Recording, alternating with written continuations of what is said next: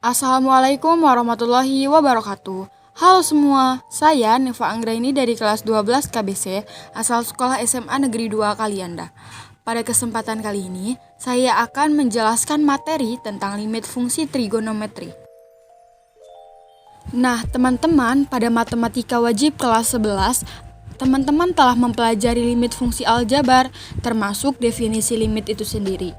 Suatu fungsi f(x) memiliki limit untuk x mendekati a jika nilai f(x) untuk x mendekati a dari kiri dan nilai f(x) untuk x mendekati a dari kanan mendekati nilai yang sama. Misalnya, seperti rumus yang ada, yaitu limit dari f(x) sama dengan fa untuk x mendekati a. Nah, jadi definisi limit fungsi trigonometri tidak jauh berbeda dengan limit fungsi aljabar. Misalnya, f(x) merupakan fungsi trigonometri. Limit fungsi f(x) mendekati sudut tertentu a adalah nilai fungsi f(x) untuk x mendekati a dari kiri dan kanan. Banyak cara yang dapat kita lakukan untuk menyelesaikan limit fungsi trigonometri. Pertama, jika bentuk limit terdefinisi dengan mensubstitusikan secara langsung, tidak diperoleh bentuk tak tentu atau 0/0, maka limit tersebut dapat diselesaikan cukup dengan mensubstitusikan.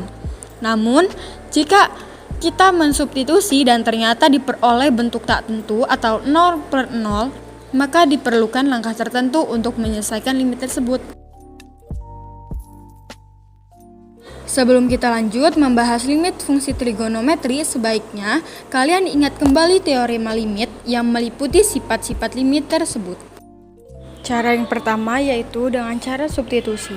Menentukan nilai limit dengan substitusi secara langsung hanya sah jika hasil yang diperoleh terdefinisi, bukan bentuk tak tentu atau 0/0. Kita bisa lihat di situ ada contoh soal. Nah, tentukan limit fungsi berikut. Limit dari cos x per sin x plus cos x untuk x mendekati 0. Nah, karena kita menyelesaikan dengan cara substitusi langsung, maka x-nya berubah menjadi 0.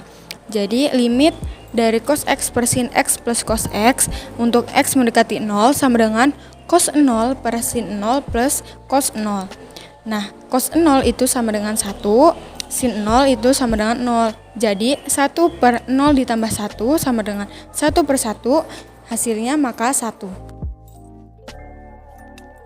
Yang kedua yaitu dengan cara penyederhanaan.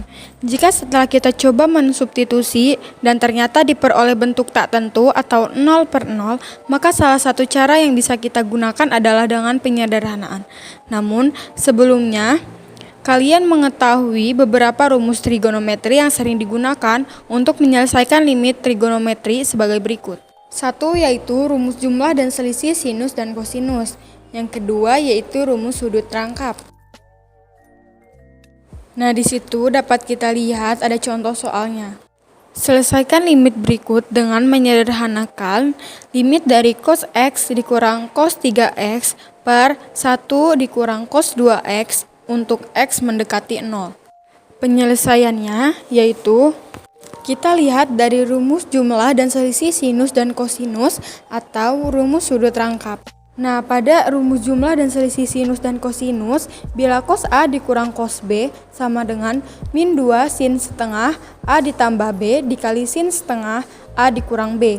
Maka di situ cos X dikurang cos 3X maka 2 sin 2X sin X.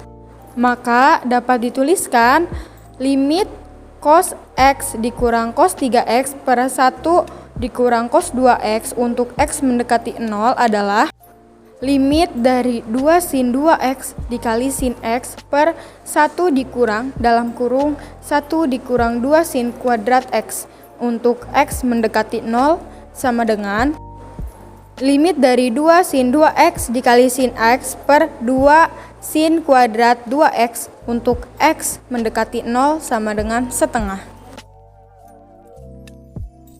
Yang terakhir yaitu dengan cara menggunakan rumus limit trigonometri.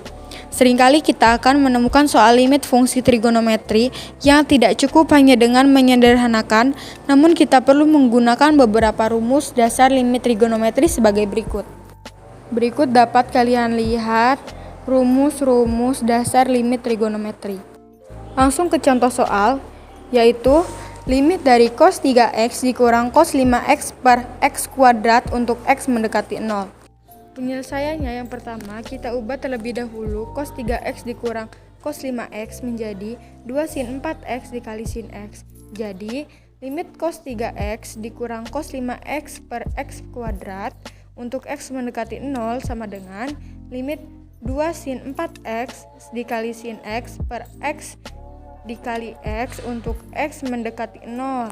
Nah, langsung kita masukkan menjadi 2 dikali 4 dikali 1 per 1 dikali 1 sama dengan 8. Cukup sekian pembahasan dari saya, kurang dan lebihnya saya mohon maaf. Wassalamualaikum warahmatullahi wabarakatuh.